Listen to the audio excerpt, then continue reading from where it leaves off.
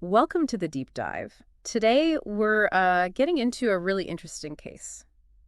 The dinosaur Alocodon. Yeah, it's one of those names you might see pop up, but it's pretty enigmatic. Exactly. Mostly a mystery, but it still gives us this kind of remarkable window into the late Jurassic. And for this deep dive, we're relying on the scientific literature, the actual studies that described it and are still debating what it really was. Right, the primary sources. Our mission really is to understand what we think we know about Alocodon, why there's so much discussion about its identity, and what even these tiny fragments tell us about dinosaur life back then. Look, a great example of how science works with limited evidence. Definitely. And it's a bit of a puzzle, isn't it? A dinosaur known mostly from teeth. The way our understanding has shifted really highlights how paleontology evolves. It's pretty exciting. Absolutely. It shows how much detective work is involved, trying to piece together ancient life from, well, sometimes just scraps. Okay, so let's start this detective story at the beginning. Alocodon, where does it first appear? It pops up in 1973. Richard A. Thulborn described it based on teeth found in Portugal, specifically from the Cabassos Formation. And the main piece of evidence, the one everything hinges on initially, is the holotype. Yeah, a single tooth. Its official designation is IPFUBPX1. Not very catchy. No. But the name Alocodon is descriptive, right? It is. Comes from Greek elox for furrow and odon for tooth. So furrow tooth. Why furrow tooth? It refers to this enlarged, sort of prominent central ridge or danticle on the teeth. That was the key feature Thulborn noticed. Gotcha, that little furrow. Now, these Portuguese teeth, there was some initial confusion about exactly how old they were.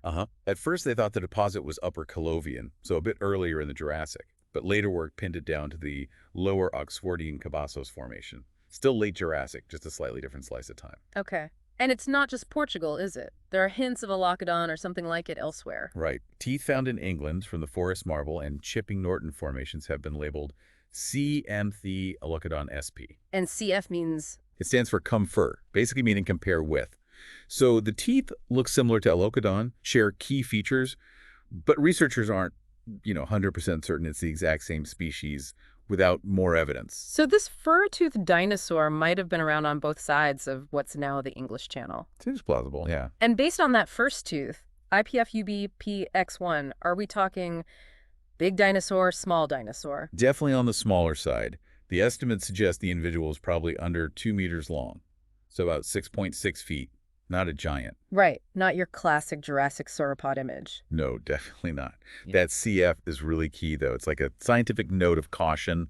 Yeah. Similar, maybe related, but let's not jump to conclusions without more fossils. Okay, let's get into the classification. This is where things get complicated, like a roller coaster, you said. Yeah, pretty much. So Thulborn, back in 73, put it in the ornithopod family Fabrasauridae. Ornithopods, those are the bird-hipped herbivores, right? Like iguanodon, hadrosaurs. Broadly, yes. And Fabrasauridae was considered a very early, very primitive group within Ornithischia, the larger group that includes ornithopods. So Thulborn saw Alocodon as being related to Fabrasaurus itself, and also maybe Echinodon and Trimocrodon, kind of an early branch of plant eaters. So right at the base of that ornithopod tree, potentially? That was the initial idea. Then Peter Galton weighed in a few years later in 1978. A big name in dinosaur research. Huge.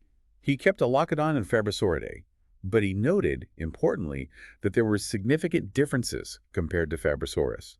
He even suggested Alocodon, Trimocrodon, and Echinodon might be their own separate evolutionary lines within that family. So already seeing some distinctions, not just lumping them all together. Exactly. Then Galton himself shifted his views slightly in 1983. He proposed a link to Othnieli instead, another ornithopod, and suggested putting Alocodon in the Hypsilophodontidae family. Based on what? Still the teeth? Primarily, yes. Similarities in tooth structure. But you see how relying just on teeth can lead to different interpretations. Yeah, because different animals can evolve similar teeth if they eat similar things, right? Convergent evolution. Precisely. It's a potential pitfall.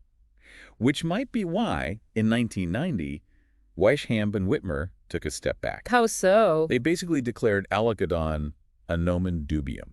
A doubtful name, meaning? Meaning the existing fossils, just those teeth weren't distinctive enough to confidently define the species or reliably tell it apart from other potential dinosaurs known from similar fragments. It's like saying, we see these teeth, but we need more information before we could be sure what Alocodon really is. A scientific pause button, almost. Kind of, yeah. It doesn't mean it's not real, just that the evidence is too weak for a solid diagnosis. But the discussion didn't stop there. Nope. Paul Sereno, in 1991, argued it might still be a valid genus. He thought it was an ornithischian, but maybe outside the main Ornithopoda group. He pointed back to that broad central denticle, the furrow, as being potentially unique enough. Okay, so still some debate. And then things took a really unexpected turn. They really did. Yeah. In 1999, Jose Ruiz Solmeñaca came along and proposed something completely different. He suggested Alocodon wasn't an ornithopod at all, but belonged in Thyreophora. Thyreophora, that's the armor dinosaurs. Stegosaurs and Ankylosaurs? That's the group, a totally different branch of the ornithischian tree. Wow. What was his reasoning for that? He focused on different features of the teeth, things like the crown being asymmetrical, a bulge at the base called the cingulum being higher on one side, and the lack of certain ridges. Features he saw as more typical of early thyreophorans than ornithopods.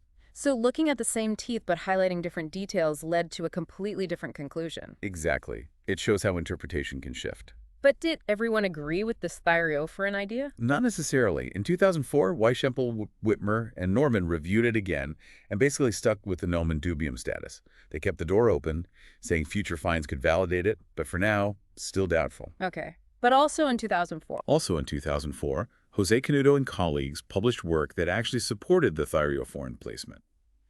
They even suggested it might be close to early ankylosaurs. Ankylosaurs, the really heavily armored ones. Yep. Their analysis focused on the details of the denticles, those little points along the tooth edges, and that cingulum structure again.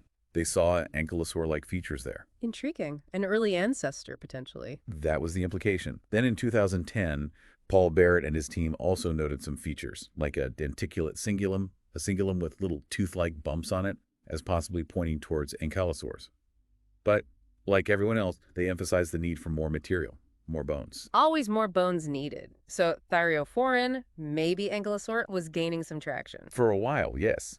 But then, in 2020, Rotatori and colleagues published a study that swung the pendulum back again. They reclassified Alocodon as an ornithopod. Back to square one, almost. Well, not quite square one, but definitely revisiting the earlier ideas with new analytical methods. Just shows how tenuous the evidence is. And this uncertainty means Alocodon often gets left out of the big picture analyses. Pretty much. Most major phylogenetic analyses. Those big studies trying to map the entire dinosaur family tree tend to exclude Alocodon because it's just too fragmentary. You can't reliably score its features against other dinosaurs when you only have teeth. So where does that leave us right now, most recently? The latest comprehensive look in 2024, focusing on early ornithischian evolution, found traits in Alocodon that are typical of a group called Paraprodentata. Paraprodentata, what's that? It's a broader group that includes ornithopods, but also potentially some closely related lineages just outside of true Ornithopoda. So it suggests Alocodon is definitely in that general part of the ornithischian family tree, sharing ancestry with the main lines, but its exact position, still unclear. Even that detailed analysis couldn't narrow it down further. Still an enigma, then. A Paraprodentaton enigma, perhaps. Precisely. It sits somewhere near that crucial split in early ornithischian evolution, but pinpointing the branch requires, well, More fossil. more fossils. Okay, so putting aside the classification mystery for a moment, what about the world Alocodon lived in? The fossils come from Praia de Pedrogo in Portugal, late Jurassic. What else was around? Looking at the whole fauna found there gives us a great snapshot of the ecosystem. It wasn't living in isolation. What kind of neighbors did it have? Well, flying overhead, you might have had pterosaurs like Rhamphorhynchus. There are turtle fragments, suggesting freshwater environments nearby. Crocodiles? Definitely. Remains of Goniophilis and some other related forms. Plus, smaller reptiles, Cudiosaurids, which were sort of gliding lizards, and other unnamed lizards too. Even an unnamed salamander fossil has turned up. So a pretty diverse reptile community on land and in the water. And in the water itself, plenty of fish things like Catturus, Lepidutes, Procinates, and sharks too, hypodontid sharks like Estercanthus and a smaller type. So a rich aquatic environment nearby. Seems likely, maybe coastal or riverine. And importantly, there's evidence of the big guys too. Theropods. Yes. Footprints and teeth indicate the presence of very large theropod dinosaurs, the top predators. So for a small dinosaur like Alocodon, life probably involved keeping an eye out for those. Absolutely. It would have been lower down the food chain, likely needing to be pretty wary in an environment filled with large predators and a whole host of other creatures. It paints a picture of a busy, dynamic, late Jurassic world. Okay, so let's try and wrap this up. Our deep dive into Alocodon shows us what? Well, it shows us a dinosaur known mainly from teeth, dating back to the late Jurassic, found in Portugal, possibly England, Whose identity has been debated vigorously. to say the least. From early ornithopod to maybe a thyreophorans or even an early ankylosaur relative, and now sitting somewhere within the broader Paraprodenta group. And the big sticking point is the lack of more complete skeletons. That's the core issue. Without more bones, its exact spot on the family tree is just really hard to pin down. But even as just teeth, it tells us something valuable. Definitely. It gives us a glimpse into the diversity of these smaller ornithischian dinosaurs during the late Jurassic. We often focus on the giants, but creatures like Alocodon were part of that ecosystem too. And its story is a perfect illustration of the scientific process, discovery, interpretation, debate, reevaluation as new evidence or methods emerge. It really does make you think.